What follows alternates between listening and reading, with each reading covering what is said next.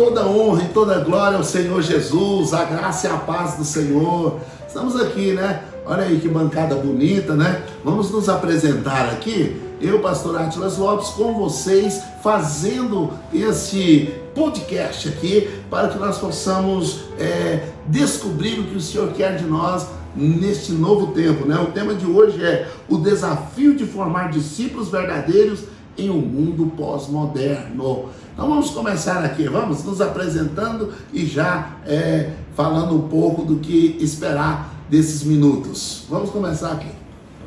Pai do Senhor Jesus, meu nome é Wellison, Diácono Wellison, estamos aqui mais uma vez juntos.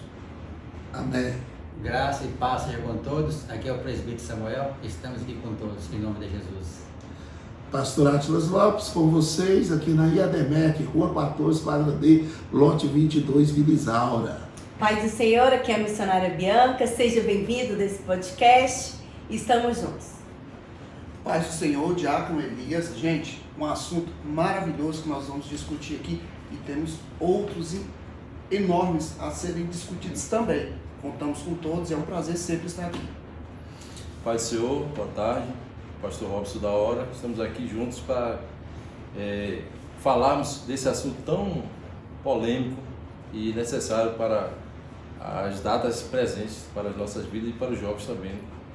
Amém. Vamos orar? Senhor Deus maravilhoso e eterno Pai, abençoe teu povo, ó Pai, esses que vão nos ouvir, e abençoe, Senhor, também, ó Pai, os presentes aqui nessa mesa. Ó Deus, traga-nos luz deste assunto tão importante que queremos, Senhor, meu Deus, ir até o final. Todavia sabemos, ó Pai, que não somos doutor no assunto, porque é um assunto muito abrangente, é um assunto muito profundo e muito necessário para esta hora. Seja conosco em nome do Senhor Jesus.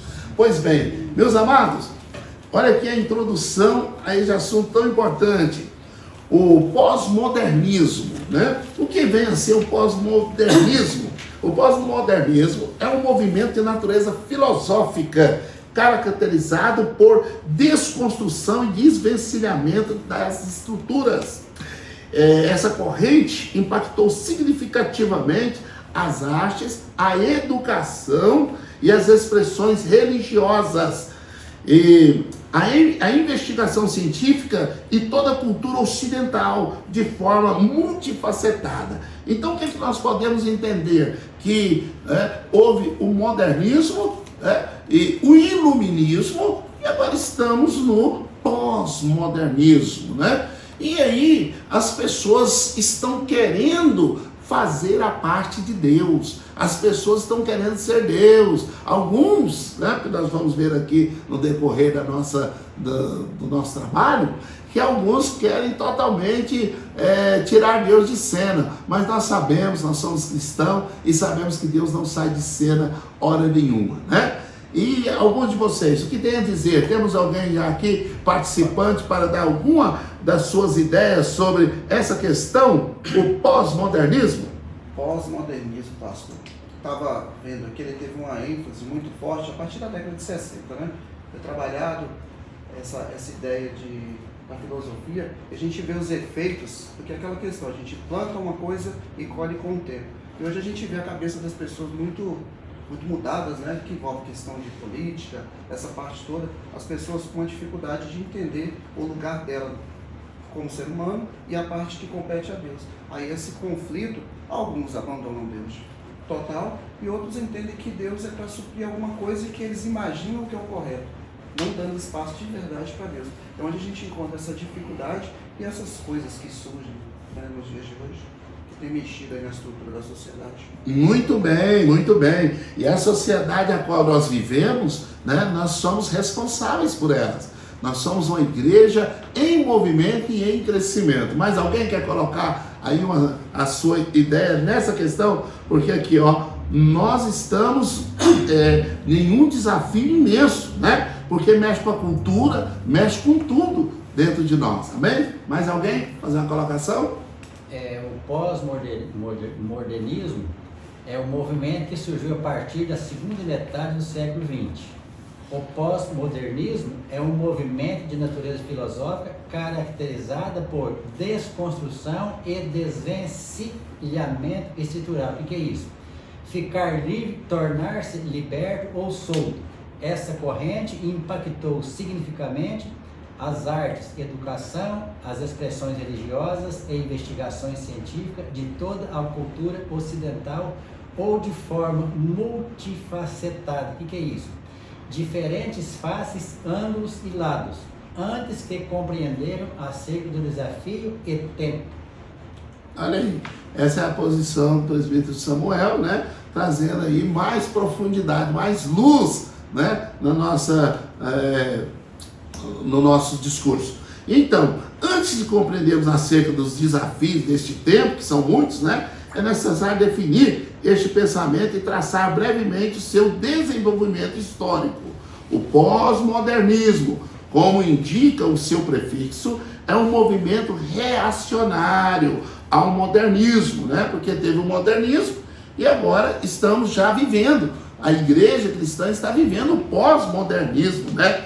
Então é uma corrente filosófica anterior e predominante no pensamento ocidental até então. Então, o que é que podemos definir? Tem mais alguém que queira colocar a sua posição aí nessa questão do que nós, aonde que a igreja entra aí nesse pós-modernismo? Onde que nós entramos para conservar a vida cristã, conservar os bons costumes, conservar a palavra de Deus? Porque o pós-modernismo, irmãos, eles vêm com uma visão de mudança geral, de acabar com a sociedade judaica cristã, que somos nós. Nós não temos o sangue judeu, mas nem precisa, porque a palavra de Deus diz que judeu é quem é em espírito, é aquele que aceitou a Cristo, aquele que vive essa fé cristã, e não apenas aquele que nasceu lá em Israel, né? Então nós estamos totalmente ligados. Até essa guerra que estamos vivendo agora, se alguém também na mesa quiser colocar algo sobre essa guerra, eu senti que ela é uma das mais tremendas. De todas que houve, ela está chegando com uma pegada diferente, vamos dizer assim. Por quê? Porque ela vem num período de muitas lutas, de muitas dificuldades, muitas situações. Então, é hora da igreja abrir os olhos e formar discípulos verdadeiros. Formar discípulos verdadeiros neste novo tempo. Amém? Mais alguém? Essa ideia de pós-modernismo, eu estava conversando alguns dias com algumas pessoas, ele vem nos apresentando um Deus sem ira e um homem sem pecado, basicamente isso. O apóstolo Paulo, quando ele tem um encontro com Cristo, ele faz questão de enviar uma carta para Roma, dizendo: eu não me envergonho do Evangelho. Logo no primeiro capítulo ele diz: não me envergonho do Evangelho, pelo que o Evangelho fez na vida dele. Em outra passagem ele fala que devemos respeitar as autoridades. E mais na frente ele diz: não vos conformeis com este mundo. Ou seja, ele traz uma ideia de que o Evangelho veio para mudar o homem, religando o homem que se perdeu desde o princípio, na época do primeiro Adão, que a alma vivente, vem trazendo a ideia de transformação e de proximidade com Cristo. Ou seja, o Evangelho ele veio para realmente transformar o homem que se perdeu em amigo ou filho de Deus. Amém. E nós estamos vivendo uma época que estão combatendo essa ideia de transformação e querendo trazer para a humanidade que ser crente é uma moda, é um estilo de vida. Ser cristão hoje é estilo de vida, é uma forma de viver, é um meio social. E nós temos ideia de que ser cristão não é só isso. É conhecer a Cristo, é entender o objetivo do Cristo, para que Cristo veio. E se nós somos seguidores de Cristo, como a Bíblia diz: aquele que quer vir após mim, negue-se a si mesmo, tome a sua cruz e siga. Ou seja, a essência do Evangelho, ela continua sendo a mesma. Amém. Independente de que os homens estejam trazendo a ideia de que eles podem viver sem essa glória que é trazer a identidade do homem, um homem que é do homem do princípio, né, que foi como Deus criou. Deus criou o homem para ser para ser eterno. Ou seja, Deus não criou o homem para que ele morresse, criou o homem para ele viver na terra, crescer, se multiplicar. Mas com o pecado, infelizmente, ele perdeu essa essência que é a essência de viver aqui no paraíso de forma eterna, ou seja, não ia ter morte. Aí o Evangelho verdadeiro traz essa essência, que Jesus veio, morreu, ao terceiro dia ressuscitou, e aqueles que querem desfrutar dessa graça precisam entender o verdadeiro sentido e a veracidade do que é, de fato, o Evangelho de Cristo. Amém. Boa colocação, pastor Robson, colocando aqui a sua visão dentro desse pós-modernismo. Então, o que é? Olha, eu estou observando aqui algo muito interessante, né? Que o pós-modernismo possui suas raízes no Renascimento italiano e no iluminismo. E o ênfase está na racionalidade e a capacidade autossuficiente humana de obtenção do conhecimento e no progresso natural da humanidade ao longo da história. Ou seja, uma sociedade sem Deus, uma sociedade que não depende de Deus, é o que querem nos impor. Porém, foi durante este período histórico que as escrituras sagradas sofreram os mais duros ataques acadêmicos, céticos e naturalistas, né? Que eles queriam destruir a ideia de Deus. E até hoje estamos vivendo isso. E eu acho tão interessante que começou lá no Éden, que essa ideia satânica, é demoníaca, é de Satanás, passou pelos patriarcas, que nós vemos isso claramente. O apóstolo Paulo já lutava com essa questão com os gnósticos. O apóstolo Paulo o tempo todo ele combateu essa situação, né? Lá no Areópago e em tantos lugares, quando ele chegou a enfrentar a deusa Diana dos Efésios, né? Era combatendo essa linha de pensamento totalmente ao contrário à vontade de Deus. E chega até os nossos dias. Estamos agora vivendo uma situação que precisamos voltar à raiz do Evangelho. Precisamos voltar a falar de Deus como Ele é, o que Ele quer, o que Ele faz. Porque afinal, Deus é absoluto. Amém? Eu até peguei um pedacinho aqui do trecho que fala sobre o iluminismo, né? Que é um pensador francês que ele fala que ele acredita que o homem nasce bom, mas a sociedade se corrompe. O homem ele nunca nasceu bom, na verdade. Não. O pecado ele começou lá com Adão, né? Ali toda a humanidade se tornou pecadora por um único homem e a humanidade ela não se corrompe, que as pessoas não são boas, não são. E o que eu vejo esse pós-modernismo é que as pessoas querem criar a sua própria Bíblia. Elas querem fugir do que está aqui nas Escrituras. Tem coisas que as pessoas veem e interpretam de forma diferente, não é verdade? Verdade. Acontece muito isso. E como o pastor disse, as pessoas acreditam que Deus é bom o tempo todo. Sim, Ele é bom o tempo todo. Ele é bom o tempo todo. Mas Deus também, Ele é grandioso. E Ele também não vai deixar o pecado na humanidade. Ele não vai deixar. Ele é justo. Então Ele tem as formas de trabalhar. Ele não vai simplesmente, todo mundo já todos os pecadores, porque a gente ouve muitas pessoas falam que as pessoas, elas já são perdoadas e todos vão para o céu, não é assim? Muitas vezes a gente não escuta falar isso. Verdade. Fala assim, se uma vez salvo para sempre. Salvo para sempre. E não é dessa forma. Se a gente não seguir as Escrituras, se a gente não seguir o que o nosso Deus, os mandamentos do Senhor, que está nas Escrituras, não vai ser assim, dessa forma. E eu vejo também, pastor, após modernidade, que veio também o futuro, que veio a tecnologia, está afastando as pessoas de Deus. Hoje, as pessoas não sentam mais. Eu vejo lugares que as pessoas não levam mais a Bíblia. Elas levam o celular. Entendem? Então, isso faz parte da modernização. Daqui um dia, se a gente não tomar cuidado, as pessoas não vão dar valor mais na Bíblia em papel. Elas já vão chegar, vão pregar com tablet, e já está acontecendo nas igrejas mais modernas. Hoje em dia as pessoas ficam mais no celular do que na própria Bíblia. O pastor passou uma campanha para a gente ler o Salmo 91 todos os dias. Quantas pessoas estão lendo esse Salmo 91? Será que estão lendo no celular ou será que estão lendo na Bíblia? Então, assim, o pós-modernismo... Ouvindo. Porque tem isso agora, né? Não precisa você ler mais a Bíblia, você pode ouvir. Então está perdendo a essência. E o pós-modernismo, ele é várias coisas muito amplas, né, pastor? Verdade. É aquela ideia do exemplo e ir arrastando, né? Exatamente isso. As pessoas querem criar algo que não existe. E não funciona dessa forma, porque Deus é organizado, né, gente? Aqui você começou a mencionar o filósofo aqui, mas ele já começa errado aqui, ó. E a pessoa dá muita ênfase para ele, uma pessoa estudada, e tem muito conhecimento. Ele já começou falando que o homem nasce bom. Sim. Já começou errado. Já começa dali, já dá muita ênfase para ele. E dali que já começou errado, não tem como terminar certo.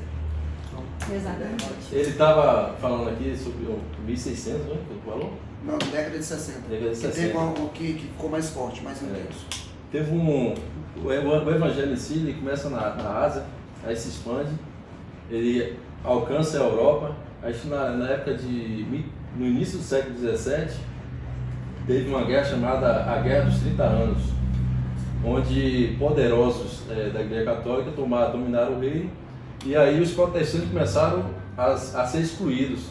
Foi aí que teve aquele movimento morável, onde um conde chamado Conde de Zinzendorf, ele deslocou esse povo, deu uma propriedade para eles.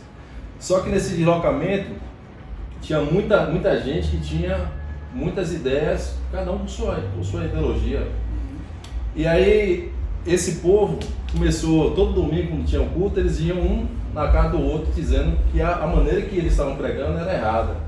Aí esse conde veio fez uma reunião, fez um decreto que quem quisesse estar naquela vila tinha que aprender o verdadeiro sentido que era amar o irmão, que era amar. E daí aconteceu um movimento, o grande avivamento, que é chamado Avivamento dos Morávios, e foi onde eles começaram a fazer aquela oração. Eu lembro até do senhor, que você estava fazendo essa oração aí. A oração levou 100 anos, a oração dele, e foi um povo que impactou, inclusive, o John Wesley. E ele estava em uma dessas viagens missionárias que ele foi fazer, visitar os indígenas, e o barco estava em grande movimento, né, e ele estava com medo, porque acho que ele era batista. Aí ele estava com medo. Só que quando ele olhou para o lado, tinha alguns irmãos que estavam reunidos, que eram os morávios. E eles estavam tranquilos. Eles tinham certeza de que eles tinham tido um encontro real com Cristo. E aquele movimento de amar o irmão, perdoar e ser crente, e aquela coisa começou a impactar. Maravilha. Impactou o John Wesley, que é uma pessoa que hoje influencia muito na vida dos evangélicos, que é um grande homem de Deus. Tremendo, ótimo, que bom, trouxe mais luz aí no nosso podcast. Então, olha aqui o que a missionária Bianca também acabou de dizer, né? Tá aqui uma resposta, né? Porque o próprio Davi diz: eis que em iniquidade eu fui formado e em pecado me concebeu a minha mãe. Então, segundo essa perspectiva, né, antropológica, conforme exposto na obra de Emily Orr, né, de 1726, o filósofo afirma que o homem progrediria naturalmente ao ser afastado do convívio da sociedade, aguçando assim o seu potencial, os seus instintos naturais. E isso foi quebrado. O homem não progride sozinho. O homem progride só com a ajuda de Deus, com a graça de Deus, com a misericórdia de Deus. E as guerras que houve mostrou isso, porque os homens podem se afastar e mesmo assim ele vai ter uma guerra interna dentro dele. Ele não precisa de ninguém para corrompê-lo. Ele já nasce corrompido. Eis que iniquidade fui formado e em pecado me concebeu a minha mãe. Aí Jesus entra em cena para trazer novamente o homem ao estado original de Deus, não original da queda, mas original de Deus. Aí o filósofo alemão Immanuel Kant, 1724 a 1804, ele definiu o iluminismo, o movimento que acontece quando o homem emerge da imaturidade que impôs a si mesmo e emerge da sua dependência das autoridades externas, da sua relutância de empregar o seu próprio entendimento. Com essa declaração, Kant ecoou o lema do iluminismo, que é, consequentemente, do modernismo: ouse usar seu próprio entendimento. Então, meus irmãos, nós ainda temos assunto muito aqui pela frente, e eu gostaria de ter essa bancada aqui, esses irmãos que vieram com muito amor, com muito carinho, muita dedicação, e queremos mexer nesse assunto, porque temos que aprofundar muito mais. É um assunto muito sério, É algo que as pessoas precisam entender, que cristianismo não é apenas uma religião. Nós estamos muito além disso. Nós queremos nos amar, nos respeitar, nos entender, crescermos juntos. Isso só é possível no ambiente de amor. Isso só é possível no ambiente de paz. Isso só é possível no ambiente onde eu reconheço que o próximo meu, verdadeiramente é meu próximo. É meu próximo. E que eu cresço com você. Eu não cresço sem vocês. Eu preciso de vocês. Graças a Deus, desde quando eu me converti, o ano que vem estarei fazendo 40 anos de convertido, 30 anos de ministério. Então, desde essa época eu tenho isso na minha cabeça. Isso que vocês estão vendo aqui, nós estamos fazendo, é uma coisa que eu já nasci na fé com essa ideia. Sempre trabalhei em grupo, sempre tivemos trabalho de crescimento, e eu acredito que o homem não é uma ilha em si. O homem precisa crescer. Deus abençoe, eu quero agradecer a todos vocês que estiveram aqui e dizer que nós vamos voltar. Quantos comprometem diante de Deus e desses amados a voltar para nós dar continuidade nesse assunto? Amém? Oh, glória a Deus, bacana forte. Que Deus abençoe em nome de Jesus. Até o próximo podcast inteligente da IADMEC.